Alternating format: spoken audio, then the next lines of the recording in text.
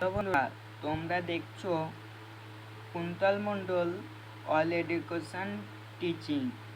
আজকের আলোচনায় একাদশ শ্রেণীর ছায়া রাষ্ট্রবিজ্ঞান টেক্সট বইয়ের তৃতীয় অধ্যায়ের অনুশীলনী প্রশ্ন ও উত্তর। তোমরা দেখো, তৃতীয় অধ্যায়ে আছে নাগরিকতা।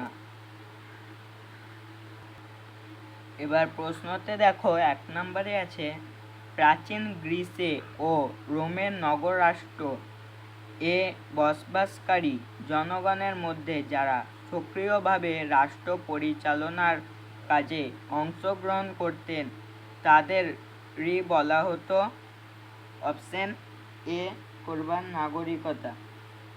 নাগরিক। আর দুয়েরটা দেখো, যে ব্যক্তি রাষ্ট্রের সভ্য এবং রাষ্ট্রের মধ্যে থেকে পরিপূর্ণ আত্মবিকাশের জন্য সচেষ্ট ও সমাজের সার্বিক কল্যাণ সম্পর্কে সচেতন থাকে তাকেই নাগরিক বলে অভিহিত করেছেন অপশন বি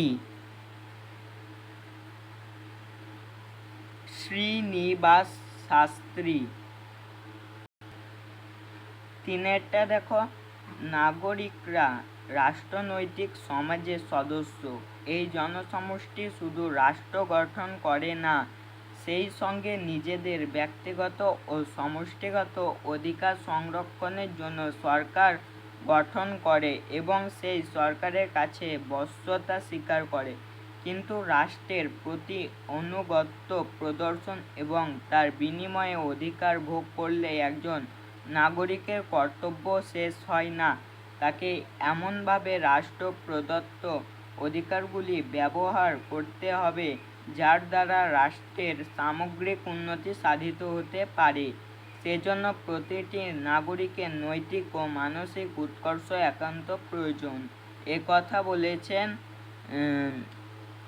এটা হবে অপশন এ মিলার। ঠিক আছে। চারেরটা দেখো, নাগরিকতা হলো সমাজের মঙ্গল সাধনের জন্য নিজের সুচিন্তিত মতামত প্রয়োগের ক্ষমতা। একথা বলেছেন অপশন সি এরটা করবে ল্যাস্কি। পাঁচেরটা দেখো, নাগরিকতা অর্জন করা যায়, এটা করবে অপশন এ দুটি উপায়ে।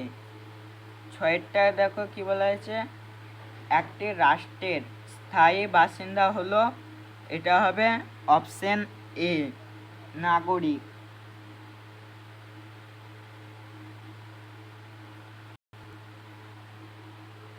সাতেরটা দেখো, এবার যারা জন্মসূত্রে নাগরিকতা অর্জন করে তাদের বলা হয়,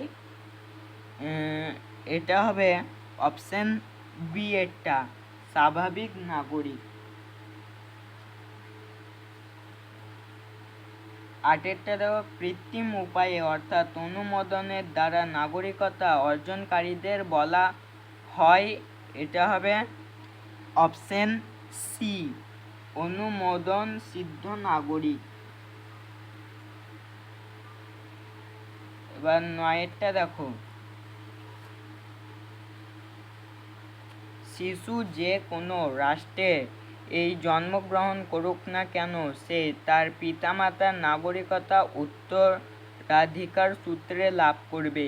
অর্থাৎ তার পিতামাতার যে রাষ্ট্রের নাগরিক, শিশুটিকেও সেই রাষ্ট্রের নাগরিক বলে গণ্য করা হবে। এই নীতিটিকে বলা হয়, এটা হবে অপশন বি এরটা রক্তের সম্পর্ক নীতি। এবার 10এরটা দেখো, যে রাষ্ট্রের অভ্যন্তরে শিশু জন্মগ্রহণ করে তাকে সেই রাষ্ট্রের নাগরিক বলে গণ্য করার নীতিটিকে বলা হয়, এটা হবে অপশন এ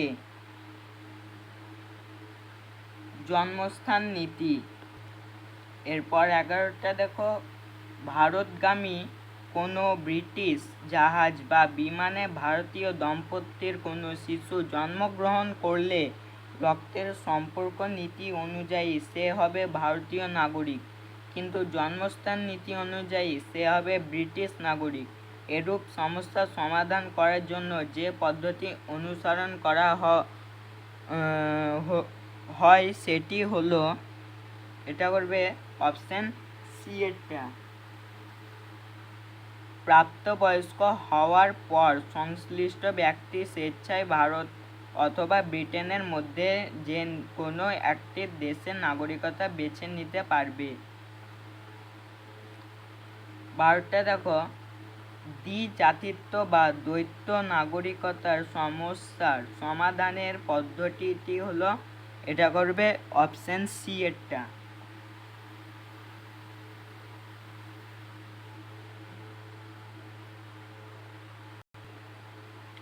13টা দেখো, নাগরিকতা অর্জনের জন্য যে রক্তের সম্পর্ক নীতিটি অনুসৃত হয় সেটি হবে অপশন ডি এরটা করবে।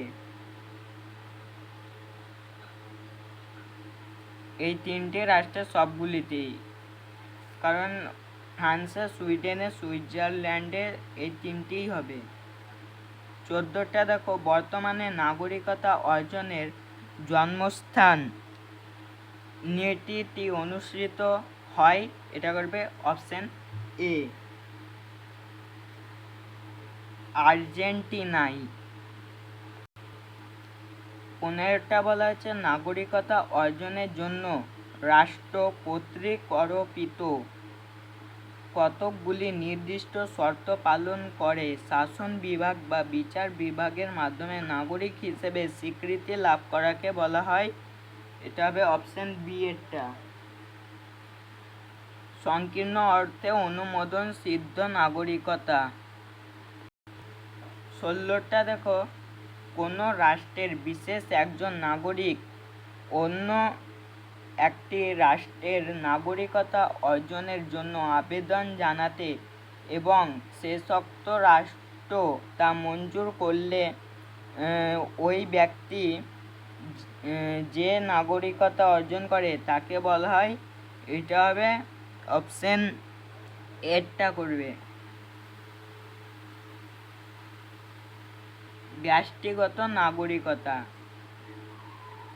17টা বলা হয়েছে, একটি রাষ্ট্র সামগ্রিকভাবে কিংবা কোনো রাষ্ট্রের এক বা একাধিক অঞ্চলে যদি অন্য একটি রাষ্ট্রের অঙ্গীভূত হয় তবে পূর্বোক্ত রাষ্ট্র বা রাষ্ট্রের সংশ্লিষ্ট অঞ্চলের অধিবাসীরা শেষোক্ত রাষ্ট্রের নাগরিক হিসেবে গণ্য হলে সেই নাগরিকতাকে বলা হয়, এটা করবে অপশন ডি এরটা।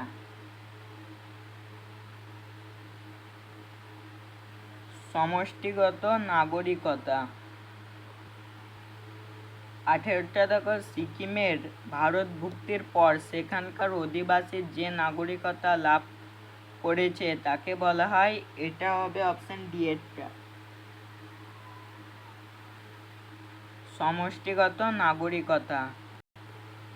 19টা দেখো, পর্তুগিজ অধিকৃত গোয়া, দমন ও দিউর ভারত ভুক্তির পর সেখানকার অধিবাসীরা যে নাগরিকতা লাভ করেছে তাকে বলা হয়, এটা হবে অপশন এরটা। সমষ্টিগত নাগরিকতা। 20টা দেখো, ভারতীয় নাগরিকতা সম্পর্কে আলোচনা করা হয়েছে ভারতীয় সংবিধানের, এটা করবে অপশন এ,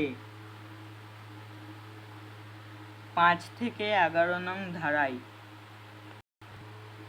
21টা দেখো, নাগরিক কথাটির সংজ্ঞা প্রদান করা হয়েছে, এটা হবে অপশন ডি এরটা। এগুলি কোনোটিতেই নয়। 22টা দেখো, নাগরিক কথাটির সংজ্ঞা প্রদান করা হয়েছে ভারতীয় সংবিধানের, এটাও ডি হবে, এগুলি কোনোটিতেই নয়। 23-এরটা দেখো, ভারতীয় সংবিধানের 11 নং ধারা কর্তৃক প্রদত্ত ক্ষমতা বলে ভারতীয় পার্লামেন্ট নাগরিকতা আইন প্রণয়ন করেছিল। এটা হবে 23-এরটা হবে অপশন সি এরটা, 1955 সালে। 24-এরটা কি বলা আছে, কোনো ব্যক্তি তখনই ভারতীয় নাগরিক বলে গণ্য হবেন যদি তিনি সংবিধান কার্যকর হওয়ার সময়, এগুলোর মধ্যে হবে অপশন ডি এরটা করবে।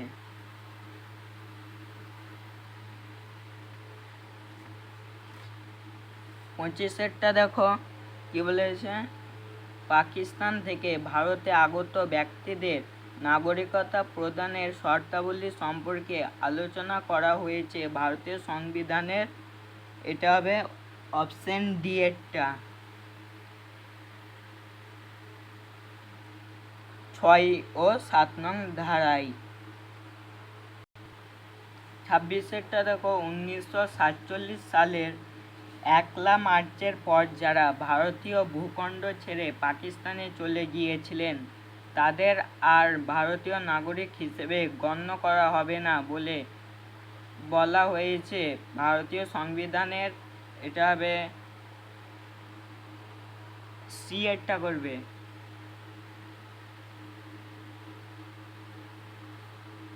7 নং ধারায়।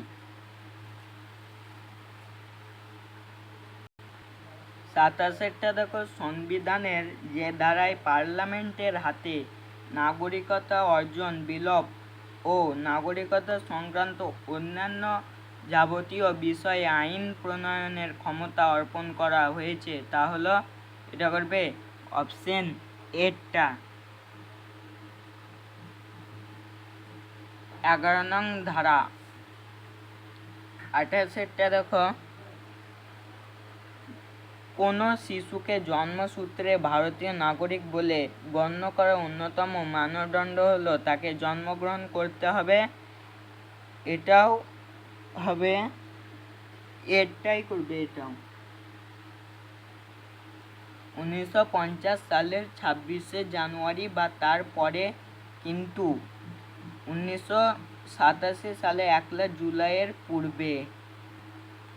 29-এরটা দেখো, কোনো শিশুকে জন্মসূত্রে ভারতীয় নাগরিক বলে গণ্য করার অন্যতম মানদণ্ড হলো তাকে, এটা করবে 29-এরটা হবে অপশন বি এরটা।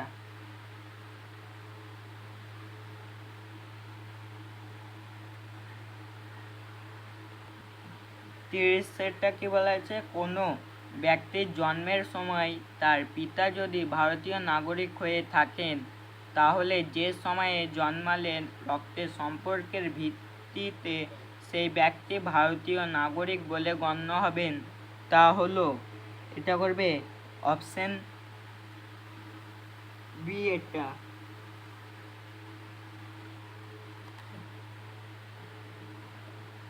31-এরটা কি বলা আছে, ভারতে নিবন্ধভুক্তির মাধ্যমে নাগরিকতা অর্জনের অন্যতম শর্ত হলো, এটা করবে অপশন এরটা।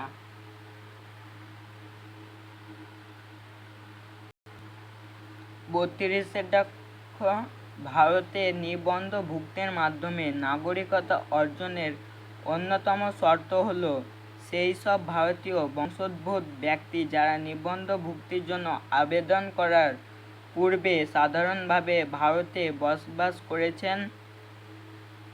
এটা করবে অপশন সি এরটা, 7 বছর ধরে। 33-এরটা কি বলা আছে, ভারতে দেশীয়করণের মাধ্যমে নাগরিকতা অর্জনের জন্য অনুসৃত পদ্ধতিটি হলো, এটা করবে অপশন বি। 34টা দেখো, দেশীয়করণের ক্ষেত্রে 1955 সালের নাগরিকতা আইনে তৃতীয় তফসিলে বর্ণিত যে কোনো শর্ত বা যাবতীয় শর্ত কেন্দ্রীয় করার প্রত্যাহার করে নিতে পারে যদি ওই সরকার মনে করে যে আবেদন বিশেষ অবদান রেখেছেন। এটা হবে অপশন ডি। বিজ্ঞান, দর্শন, কলা, সাহিত্য, বিশ্ব শান্তি, মানব জাতির অগ্রগতিতে।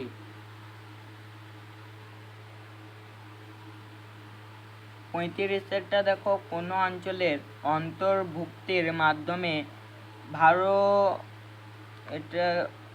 ভারতীয় নাগরিকতা অর্জনের উদাহরণ হলো,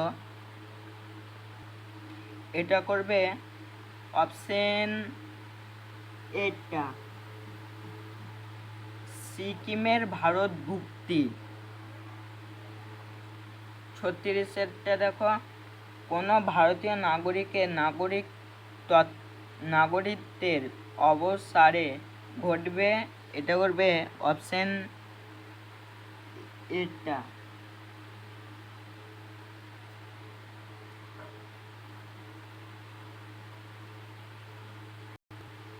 37টা দেখো, কোন রাষ্ট্রগুলিতে জন্মসূত্রে নাগরিক আইনানুমোদিত নাগরিকদের মধ্যে পার্থক্য করা হয়। এটা হবে অপশন ডি এরটা, সবগুলি। 38 বলা হয়েছে বিদেশিরা ড্যাশ অধিকারটি ভোগ করে না। এটা হবে অপশন সি এরটা করবে, রাজনৈতিক।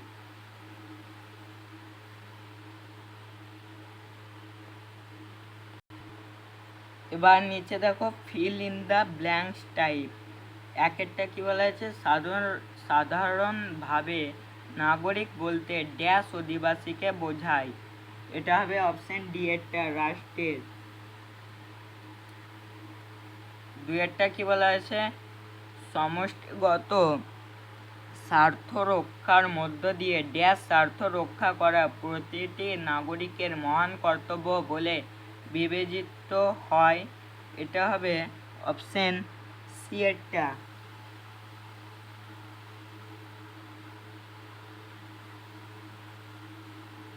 ব্যক্তিগত। 3 দেখো, সব দেশেই বিদেশিদের ড্যাশ অধিকার ভোগ থেকে বঞ্চিত রাখা হয়।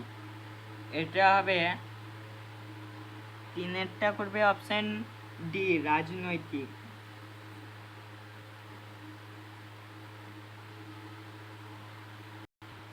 4 দেখো, নাগরিক হলো একটি রাষ্ট্রের ড্যাশ বাসিন্দা।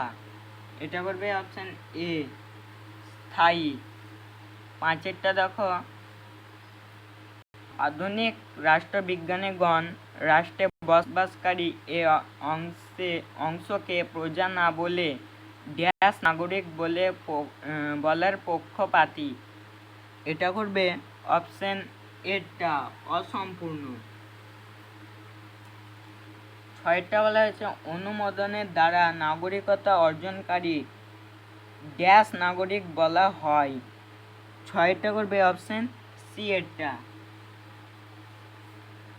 অনুমোদন সিদ্ধ। 7 দেখো, কোনো গুরুতর অপরাধের জন্য স্বদেশ থেকে বহিষ্কৃত নাগরিকতাহীন ব্যক্তিকে ড্যাশ বলা হয়।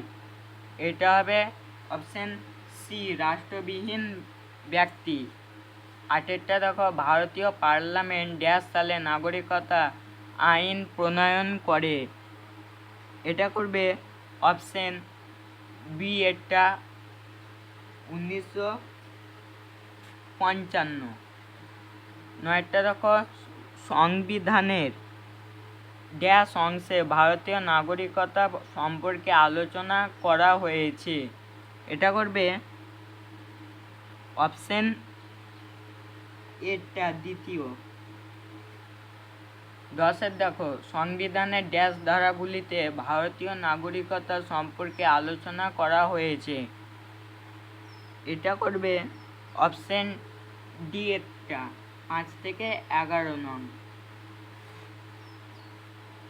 11টা দেখো, ভারতীয় নাগরিকতা লাভের জন্য বর্তমানে আবেদনকারীকে অন্তত ড্যাশ বছর ভারতে বসবাস করতে হয়। এটা করবে অপশন সি, 10 বছর। 12টা দেখো, ভারতীয় নাগরিকতা লাভের জন্য আবেদনকারীকে সংবিধানের ড্যাশ তফসিলে বর্ণিত 22টি ভাষার মধ্যে যে কোনো একটিতে পারদর্শিতা অর্জন করতে হয়। এটা হবে অপশন বি এরটা করবে, বি, 8ম। 13টা দেখো, সংবিধানের ড্যাশ ধারা অনুযায়ী ভারতীয় পার্লামেন্ট নাগরিকতা সম্পর্কিত আইন প্রণয়ন করতে পারে। এটা করবে অপশন ডি, 11 নং। নিচে দেখো ট্রু অ্যান্ড ফলস টাইপ।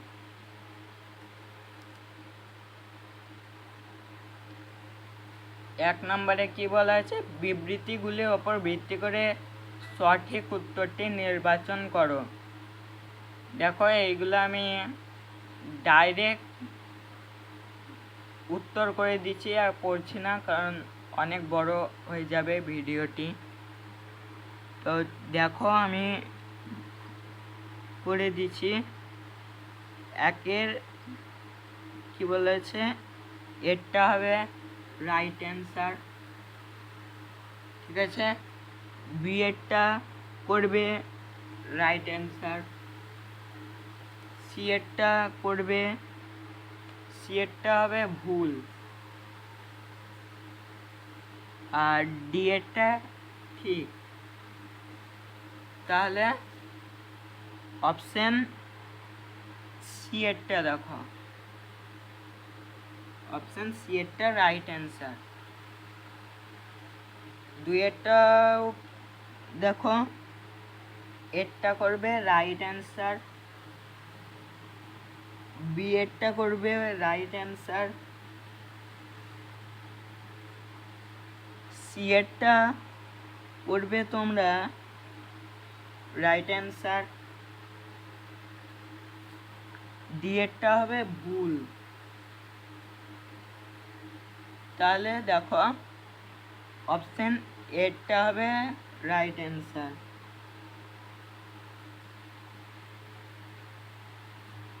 3 এরটা দেখো, এরটা হবে রাইট অ্যান্সার, 3 এর রাইট। বি এরটা হবে, এটাও রাইট। সি এরটা দেখো, এটা কিন্তু ভুল হবে, আর ডি এরটা এটা ঠিক হবে। তাহলে বিকল্পর মধ্যে দেখো 3 নাম্বার বলেছে, এটা হবে অপশন সি এরটা।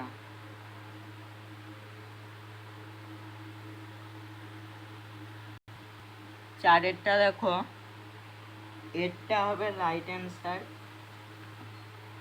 বি এরটাও হবে রাইট অ্যান্সার, সি এরটা হবে রাইট অ্যান্সার, ডি এরটা হবে ভুল অ্যান্সার। তো এখানে অপশন এরটা হবে সঠিক উত্তর। 5 এরটা দেখো, এরটা হবে রাইট অ্যান্সার, বি এরটা হবে ভুল, সি এরটা হবে ঠিক, ডি এরটাও ঠিক, ঠিক আছে। তাহলে বিকল্পর মধ্যে অপশন সি এরটা হবে রাইট অ্যান্সার।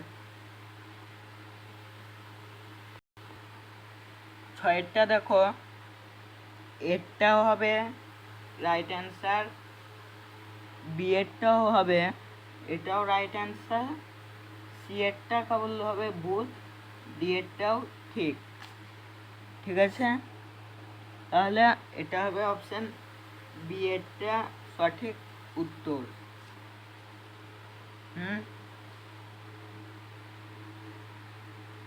এবার সাতেরটা দেখো, সাতের এরটা হবে রাইট অ্যান্সার,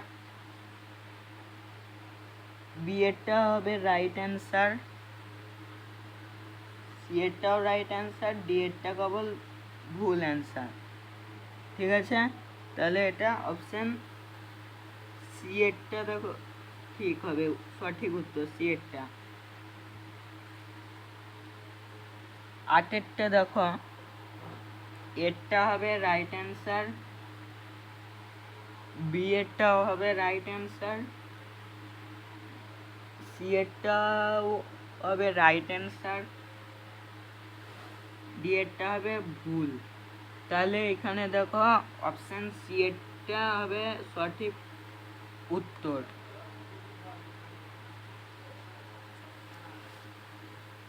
নয়টা দেখো, এরটা হবে রাইট অ্যান্সার, বি এরটা হবে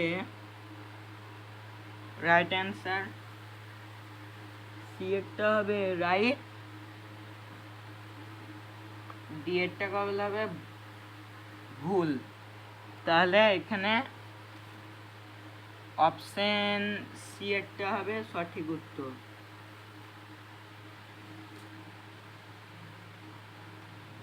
এবার আছে কলাম ম্যাচিং টাইপ।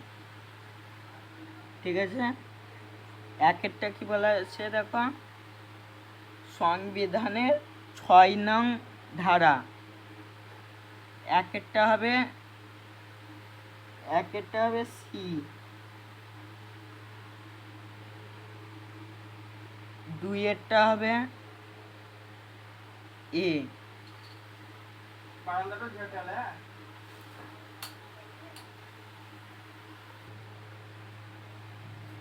তিনেরটা হবে ডি, তিনেরটা ডি করবে, চারেরটা বি। তাহলে এটা অপশন এরটা হবে সঠিক উত্তর। দুইয়েরটা দেখো, একেরটা করবে, একেরটা বি করবে, হ্যাঁ, আর দুইয়েরটা সি করবে, তিনেরটা করবে ডি, আর সরি এটা ভুল বলে দিলাম, দুয়ের একেরটা হবে বি, ঠিক আছে, দুইয়েরটা হবে সি, এটা তো ঠিক আছে, আর না ঠিকই আছে, চারেরটা এ, ঠিক আছে। তাহলে এটা হবে অপশান সি এরটা।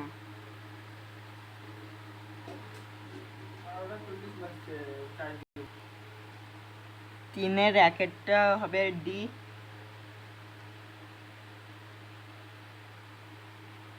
দুয়েরটা হবে সি, দুয়ের সি, তিনেরটা করবে বি, চারেরটা এ, ঠিক আছে। তাহলে তিনেরটা হবে অপশন সি, এটা রাইট অ্যান্সার। চারের একেরটা করবে তোমরা সি করবে, চারের একেরটা, দুইয়েরটা করবে এ, তিনেরটা করবে তোমরা, তিনেরটা ডি করবে, আর চারেরটা বি। তাহলে অপশন সি এরটা হবে রাইট অ্যান্সার। পাঁচেরটা দেখো, একেরটা করবে সি, দুইয়েরটা করবে ডি, ঠিক আছে, তিনেরটা করবে এ, চারেরটা বি। তাহলে অপশন ডি এরটা হবে ডি, সরি বি নয়, ডি এরটা হবে রাইট অ্যান্সার। তারপরে নিচে আছে ক্যাশ বেসড টাইপ, একেরটা করবে সি দ্বৈত নাগরিকতা নীতি, আর দুইয়েরটাও করবে সি দ্বৈত নাগরিকতা নীতি।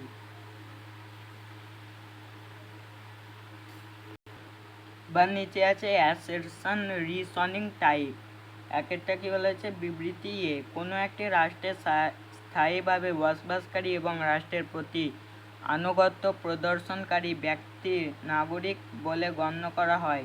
আর যুক্তি আরেকটা রয়েছে নাগরিকতা আত্মবিশ্বাসে উপযোগী সর্বপ্রকার অধিকার ভোগ করে এবং এইসব অধিকার ভোগ বিনিময়ে তারা কতকগুলি কর্তব্য পালন করে। এটা করবে অপশন এরটা, এ এবং আর উভয়ই সত্য, কিন্তু আর সঠিকভাবে এর যুক্তি ব্যাখ্যা করে না। দুইয়েরটা দেখো বিবৃতি এতে বলা হয়েছে দ্বৈত নাগরিকতা বিশ্বব্যাপী গতিশীল বৃদ্ধি করে এবং এর ফলে দেশে দেশে অন্তর্বর্তী সংযোগ বৃদ্ধি পায়। যুক্তি আরে বলা হয়েছে কোনো ব্যক্তি দ্বৈত নাগরিকতা লাভ করলে সে যুগপৎ একাধিক রাষ্ট্রের আইনি ব্যবস্থা সুবিধা ভোগ করতে পারে। ঠিক আছে, দুইয়েরটা তোমরা করবে অপশন সি এরটা করবে, এ সত্য কিন্তু আর মিথ্যা। এবার নিচে দেওয়া আছে ডিয়াগ্রাম বেসড টাইপ, একেরটা বলা আছে নিচের কোন চিত্রটি সঠিকভাবে নাগরিকদের কর্তব্য ও অধিকারের পারস্পরিক সম্পর্কটি নির্দেশ করে। এটা করবে একেরটা করবে অপশন সি এর চিত্রটা। দুইয়েরটা দেখো আছে অভিবাসন দপ্তর আবেদন পত্র পূরণ, নাগরিক হিসেবে শর্তগুলি পূরণের শপথ গ্রহণ, নাগরিক হিসেবে শংসাপত্র লাভ। এইটা করবে তোমরা অপশান ডি এরটা করবে অনুমোদনের দ্বারা নাগরিকতা অর্জন। তো আমি এই চ্যাপ্টারের কোশ্চেন সব করে দিলাম, এখানেই শেষ। যদি তোমাদের ভিডিওটি ভালো লাগে তাহলে অবশ্যই চ্যানেলটিকে সাবস্ক্রাইব করো, লাইক করো, আর কোনো যদি তোমাদের সন্দেহ হয় তো কমেন্টে অবশ্যই জানাও, আমি সেগুলোকে ঠিক করে দেব। ধন্যবাদ।